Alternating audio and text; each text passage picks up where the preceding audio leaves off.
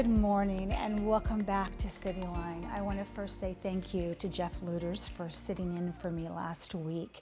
We have a wonderful hour ahead of us. Later on, I'm going to introduce you to the brand new CEO of Pierce County AIDS Foundation. Ace is here and you will love to get to know him.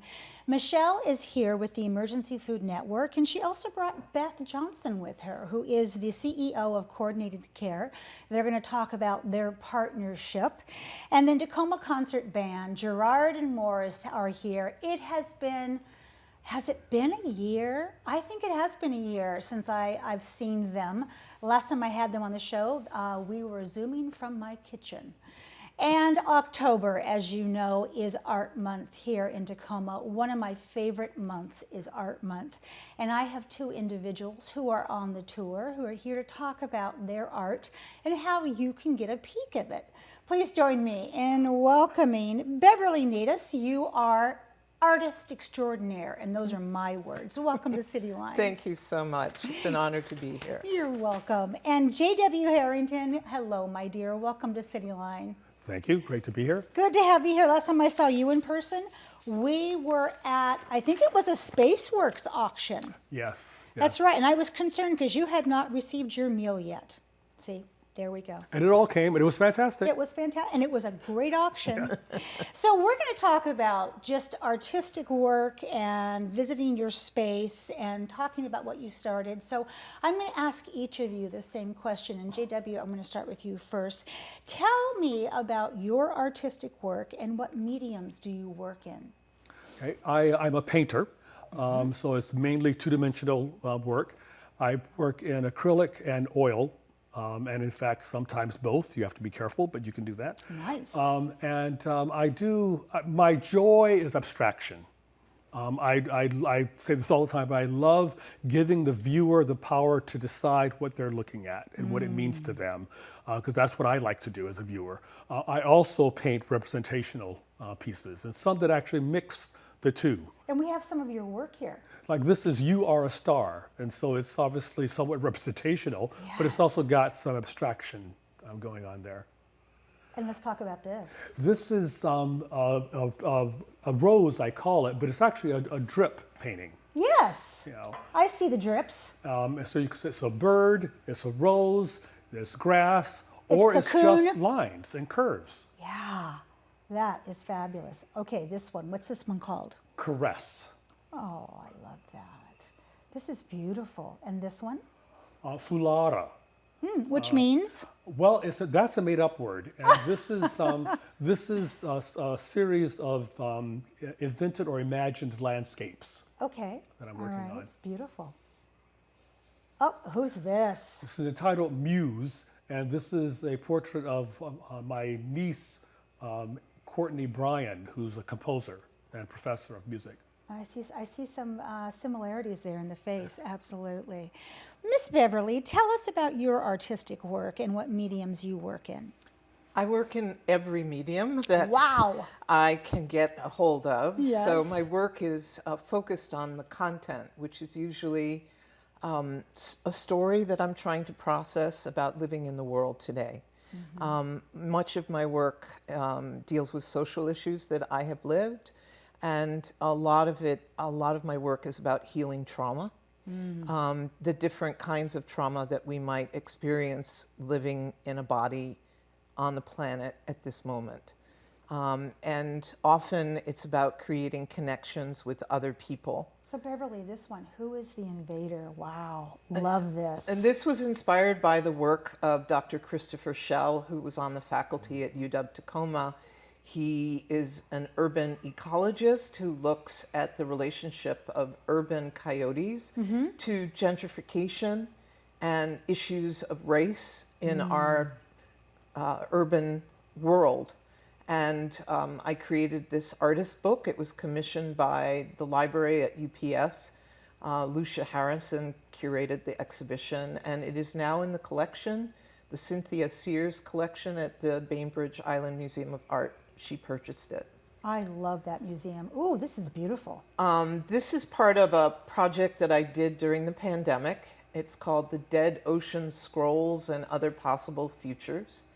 and I created a series of pandemic healing deities on my iPad to try and figure out how do we navigate this period in human history. How can we heal the traumas of this time? And the image on the left is very large. It's about 12 foot high. It's on plastic that's been sewn together, scrap plastic. And the image on the right is Yemaya, the Orisha, the goddess of the ocean. Yes. Yemenjah, she is amazing. Yeah. And this one on the left is dealing with healing economic insecurity. That's why there's a rose, it's bread and roses, and the one on the right is blissful goddess. I love that. That's beautiful. So. My goodness. Wow. So, JW, how long have you been creating art, and what got you started? Visual art for 8 years. And before that, my major outlet for most of my life has been music, singing. I'm a baritone. And, but I started painting really almost out of the blue. Though recently I found a poem that I had written 15 years ago that was all about painting. And at the time I had no thought about actually doing that. But so I started about 8 years ago, and it's been a wonderful, wonderful journey, as you might imagine. It's just been the ability to go into a studio and do what you feel needs to be done right then and stop when you feel like stopping. Your journey sounds very organic to me, because the singing, the poetry, it's like it bubbles up inside of you and just finds a way to come out, which is impressive. Do you create full time? Now I do. Wow. I retired from being a professor at UW Tacoma, and I'd been painting for a few years before that. But it's wonderful to be able to spend my life organized the way I want to organize. Absolutely. So you're loving retirement. That's what we get from that. So much. So Beverly, let's talk about how long you have been creating art and what got you started. I started when I was about 4. There we go. I was doing installations in my room, I love that. and then as a teenager, I needed to make art in order to be sane. And I started writing poetry. I was acting in theater.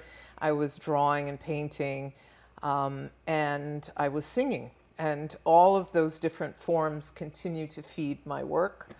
I'm a writer full-time as well as a visual artist full-time. I had a New York career that was successful, which is why I ended up in academia. I was imported as their New York artist.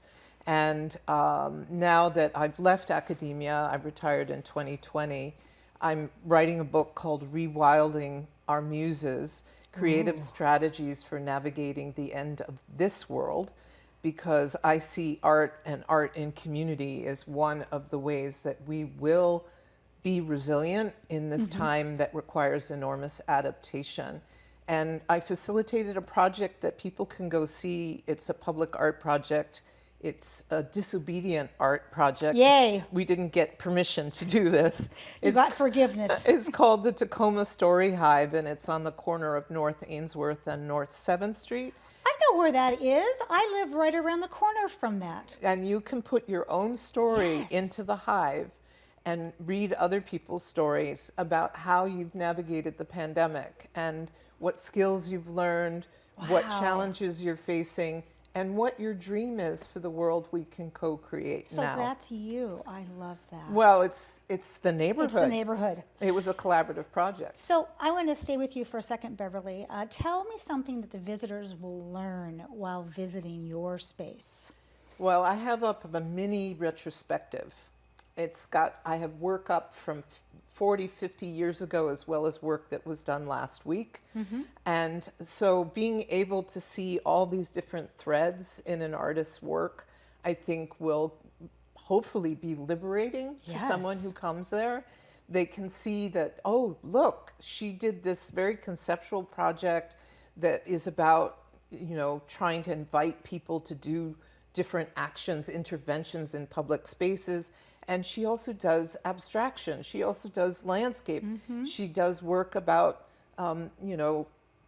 being okay in your body, celebrating your Yes. body no matter what it looks like. Yep. And she does work about coming to terms with your cultural identity. What does it mean to look like a person of color, but not be of a traditional There you go. group? Good conversation. Yeah. So, JW, what can visitors expect when they visit your studio space? Well, I've got things, lots and lots of work lined up. One of the things that I hope, as I engage with people, one of the things that I enjoy listening to, and if necessary, prodding, is how someone is viewing and thinking, dealing with a piece that is totally abstract. Yes. And so kind of drawing that out, seeing who's drawn to that. I'll have 2 stations set up for painting, acrylic painting, that someone can actually try their hand at, or some people who've done it in the past are very good at it already. Lots of children enjoy doing this. And then I'll have an area where I've got some oil painting medium set up just so people kind of see a bit about how that works. I love that. If you could describe what is the most rewarding thing about the studio tour in one word, what would it be? The diversity of people, Yeah. so different. What about you, Beverly? Connection. Yeah, the conversations. I can imagine Yeah. that your work, both your work, spurs on, because it's one of those things that when someone's looking at something and you catch that gaze and you know, you're like, aha, you are thinking what I was thinking when I was making that. In this last 30 seconds, tell us where we can buy your art, JW. jwharrington.com. And Beverly, where can we buy your art? You have to come to my studio, which is in the Merlino Art Center, Okay. 508 6th Avenue, Studio 2. And if people want the entry code in case the door is locked, they need to email me at bnatus@uw.edu. There we go. I want to say thank you to both of you for creating such beautiful art year-round, being such a part of this community and letting your voices be heard. And I want to say good luck on the studio tour. Thank you. You're welcome. Thanks so much. We have much more to come on CityLine. Don't go away. We'll be right back after this quick break.